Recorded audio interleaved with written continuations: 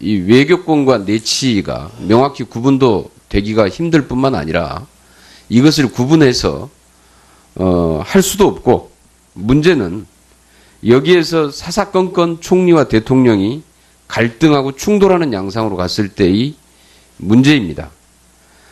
정말 끔찍한 상황이 발생할 수 있습니다. 그래서 이 부분에 대한 해법을 어떻게 마련할 것인지, 이 부분에 대한 예방책을 어떻게 마련할 것인지가 먼저 선행이 돼야 된다라고 생각을 하고요. 저는 이게 이 어떠한 권력도 독점되어 있을 때 문제가 발생한다라는 지적에 대해서 동의합니다. 그러나 권력이 누구에게 있느냐, 또는 과도하게 집중되어 있느냐, 이것도 문제겠지만은 더 큰 문제는 권력의 오남용의 문제다. 그러니까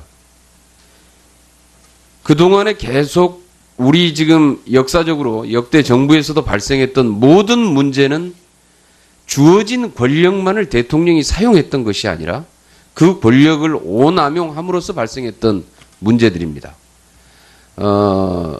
이 87년 6월 항쟁으로 인해서 개헌이 이루어지고 나서, 직선제 개헌이 이루어진 다음에도 노태우 정부 때의 부정축제, 이것도 역시 권력의 오남용 문제였고요.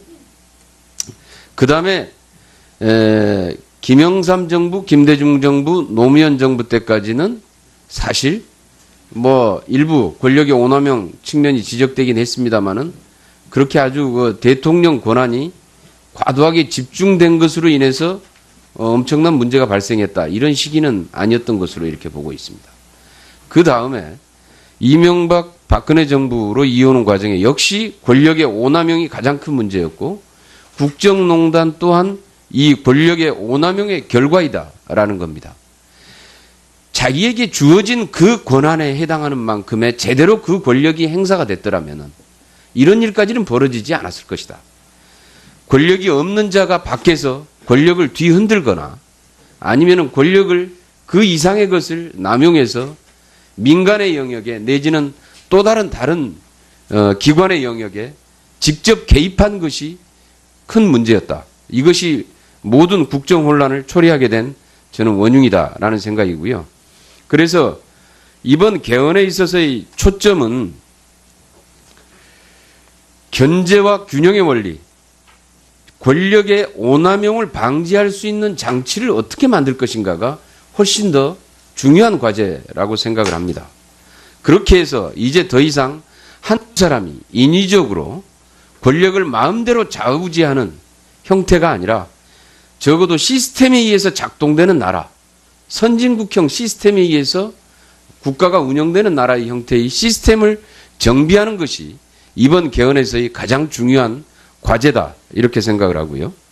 그래서 이 문제는 제가 지금 누차에 걸쳐서 강조하지만은 대통령과 총리의 권한 분산이 해결할 수 있는 문제가 아니라 총리에게 권한이 갔을 때 총리가 권한을 오남용했을 때도 문제는 역시 발생하는 겁니다. 대통령이 오남용할 때 발생하고요. 국회도 역시 있는 권력을 오남용하게 되면 문제는 발생하는 겁니다. 권력의 독점, 우리처럼 이제 지금 현재 검찰권의 독점 문제 계속 얘기하고 있는데, 이런 독점적인 권력의 문제를 어떻게 견제와 균형이 가능한 시스템에 의해서 오남용을 막을 수 있는 장치를 마련할 것인가가 이번 개헌의 큰 원칙이자 방향이 돼야 된다라고 생각을 합니다. 그래서 저는 만약에 이번에 이 권력의 방향을 대통령의 권력을 어디로 옮기느냐, 총리로 옮기느냐, 내지는 어디로 옮기느냐에 있는 것이 아니라 이 권력을 오남용할 수 있는, 예방할 수 있는 장치를 어떻게 제대로 갖추느냐. 그래서 저는 그 첫 번째 이 조건이 계속 얘기하지만은 국민 기본권의 강화, 국민에게 국민 발언권과 국민 소환권을 줌으로 인해서 국민이 직접 대통령과 국회를 견제할 수 있는 장치를 만들어주는 것이 중요하고요. 두 번째, 중앙정부에 과도하게 집중되어 있는 권한을 지방 분권화시킴으로써 일정 정도 지방자치에서 해결할 수 있는 영역들은 그 선에서 다 해결을 해가도록 하는 것 또한 권력 분산에 대단히 중요한 문제이고, 세 번째는 삼권 분립 형태를 통해서 국회가 정부의 권력을, 관료의 권력을 일정 정도 견제하고 감시할 수 있는 장치를 제대로 만드는 것 또한 대단히 중요하다. 이것은 예산권, 감사권, 입법권, 인사권 이런 것들에 대한 권한을 일정 정도 가짐으로 인해서 분산을 시킴으로 인해서 충분히 가능한 문제라고 보여집니다. 그리고 아까도 이렇게 얘기했지만은 우리가 지금 얘기했던 경제민주화나 이런 방식, 공수처 문제나 이런 방식도 균형과 견제의 원리를 만들어가는 과정이다. 그래서 실질적으로 그 권한을 행사해야 될 사람이 행사를 하도록 하되 여기에 대해서 오남용을 막을 수 있는 장치를 정확히 두는 관점, 이번 개헌에서 가장 중요하게 초점을 두고 가야 될 그런 방향이 아닌가 이렇게 생각합니다.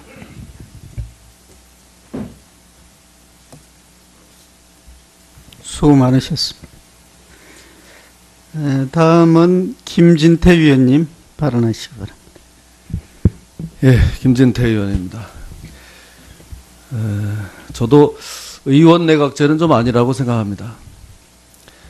우리가 그 의원 내각제 역사적으로 안 해본 것도 아니고요. 많은 시행착오가 있었죠.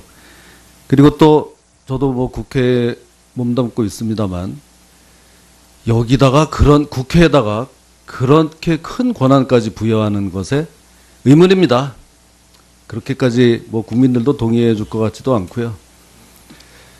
지금 의원 내각제로 하자는 거는 그럼 대통령은 뭐 없애자는 건데 쉽게 말하면 그걸 그렇게 누가 동의를 해 주겠습니까? 저 자신부터도 동의하기 어렵습니다. 그런데 그러면 이제 대통령제의 기본 골격은 유지해야 되는 건데 지금 이런 상태로 괜찮겠습니까? 41%로 당선된 대통령이 모든 걸 다 자기 마음대로 다 하려고 그래요. 그냥 완전 독주, 일방통행. 국회에서 뭐 우리 당 뭐 110 몇 석 있는데 너네들이 뭘 하든 뭐 반대를 하든 말든 그냥 내 마음대로. 이건 좀 너무하는 거 아닙니까? 이런 식으로 운영되는 것에는 좀 뭘 이걸 좀 제한을 해야 되겠다. 이런 데서 우리는 지금 개헌하려고 하는 건데요. 적폐청산 수사 지금 1년이 넘었는데도 계속되고 있어요. 계속 임기 내내 할 것 같아요. 이런 식으로 하면. 전직 대통령의 전 대통령까지 잡아 넣으려고 그래요. 그걸 그냥 뭐 못 말려요. 우리 지금 대통령제 하에서는. 맨날 무슨 뭐 북한을 자극하지 말아야 된다, 뭐 평화가 중요하지 않냐 이러면서 하필이면은 김영철을 불러와요. 하필이면. 그것도 좀 국민들 중에 싫어하는 사람도 있으니까 좀 다른 사람이 내려오면 안 되겠냐. 이런 말도 못 하는 것 같아요. 그래서 저 같은 사람은 여기서 살 수가 없을 정도예요, 정말. 이 대한민국에서. 자, 이런 지금 상황. 그래서 이 대통령제도 좀 어떻게 좀 바꿔야 된다. 이런 건데. 지금 민주당에서 하자는 거는 4년 중임제인 모양인데요. 지금도 이렇게 5년 단임제, 5년만 끝나면 더 할 수도 없으니까 모든 걸 정말 역사와 뭐 국민만 보고 한다는 단임제 하에서도 이러는데 다음번에 한 번 더 할 수 있으면 이거 어떻게 될까요? 응?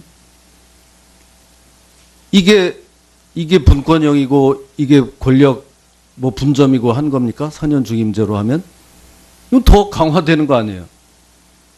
거기서 뭐 일부 아무리 어떻게 이거를 좀 수정을 한다 하더라도 그 근본은 바뀔 수가 없는 겁니다. 강력한 권력 분산, 이게 꼭 필요하다고 저는 생각합니다. 자, 그러려면 뭐 몇 가지 좀 방법이 있겠는데 그 고민에서 나온 것이 그러면 총리라도 좀 제대로 소신껏 책임 총리제로 좀 한번 운영해보는 게 어떠냐. 그냥 대통령이 한번 이렇게 가자 그러면 그냥 모든 행정부가 그냥 줄을 서가지고 막 몰려가고 국회도 무시하고 뭐 법도 뭐 개정되지 않은 상태에서 막 몰려가고 하는데 적어도 좀 총리라도 제대로 소신껏 일할 수 있는 제도를 만드는 게 어떠냐 해서 나온 것이 총리를 국회에서 한번 선출해보자 이런 의견인 겁니다. 그랬더니 그러면 뭐 그거는 의원 내각제 아니냐 그러는데 의원 내각제 아니죠. 대통령이 있고 권한이 다 있는데 총리로 하여금 대통령의 권한 일부를 좀 가져와서 행사하게 하도록 하자. 그러니까 거기다가 국회에서 추천하는 사람으로 하면 어떠냐? 그래도 좀 대통령이 임명해야지 뭐 동의 요건을 강화하자 하는데 그거 가지고 부족하고요.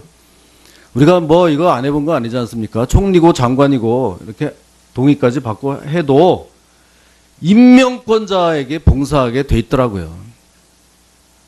그래서 국회에서 임명을 하면 그래도 좀 훨씬 낫지 않겠나? 대통령 좀 독주하는데 좀 견제와 균형이 되지 않겠나? 그런 의견입니다. 이상입니다. 권력도 독점되어 있을 때 문제가 발생한다라는 지적에 대해서 동의합니다. 그러나 권력이 누구에게 있느냐 또는 과도하게 집중되어 있느냐 이것도 문제겠지만은 더 큰 문제는 권력의 오남용의 문제다. 그러니까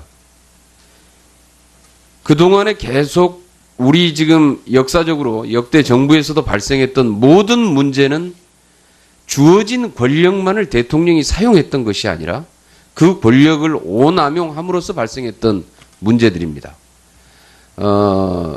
이 박근혜 정부로 이어오는 과정에 역시 권력의 오남용이 가장 큰 문제였고 국정농단 또한 이 권력의 오남용의 결과이다라는 겁니다. 자기에게 주어진 그 권한에 해당하는 만큼의 제대로 그 권력이 행사가 됐더라면 이런 일까지는 벌어지지 않았을 것이다. 권력이 없는 자가 밖에서 권력을 뒤흔들거나 아니면 권력을 그 이상의 것을 남용해서 민간의 영역에 내지는 또 다른 기관의 영역에 직접 개입한 것이 큰 문제였다. 이것이 모든 국정 혼란을 초래하게 된 이 87년 6월 항쟁으로 인해서 개헌이 이루어지고 나서 직선제 개헌이 이루어진 다음에도 노태우 정부 때의 부정축제 이것도 역시 권력의 오남용 문제였고요. 그 다음에 김영삼 정부, 김대중 정부, 노무현 정부 때까지는 사실 뭐 일부 권력의 오남용 측면이 지적되긴 했습니다만은 그렇게 아주 그 대통령 권한이 과도하게 집중된 것으로 인해서 엄청난 문제가 발생했다. 이런 시기는 아니었던 것으로 이렇게 보고 있습니다. 그 다음에 이명박 저는 원흉이다라는 생각이고요. 그래서 이번 개헌에 있어서의 초점은 견제와 균형의 원리, 권력의 오남용을 방지할 수 있는 장치를 어떻게 만들 것인가가 훨씬 더 중요한 과제라고 생각을 합니다. 그렇게 해서 이제 더 이상 한 사람이 인위적으로 권력을 마음대로 좌우지하는 형태가 아니라 적어도 시스템에 의해서 작동되는 나라, 선진국형 시스템에 의해서 국가가 운영되는 나라의 형태의 시스템을 정비하는 것이 이번 개헌에서의 이 외교권과 내치가 명확히 구분도 되기가 힘들 뿐만 아니라 이것을 구분해서 할 수도 없고 문제는 여기에서 사사건건 총리와 대통령이 갈등하고 충돌하는 양상으로 갔을 때의 문제입니다. 정말 끔찍한 상황이 발생할 수 있습니다. 그래서 이 부분에 대한 해법을 어떻게 마련할 것인지, 이 부분에 대한 예방책을 어떻게 마련할 것인지가 먼저 선행이 돼야 된다라고 생각을 하고요. 저는 이게 어떠한 권력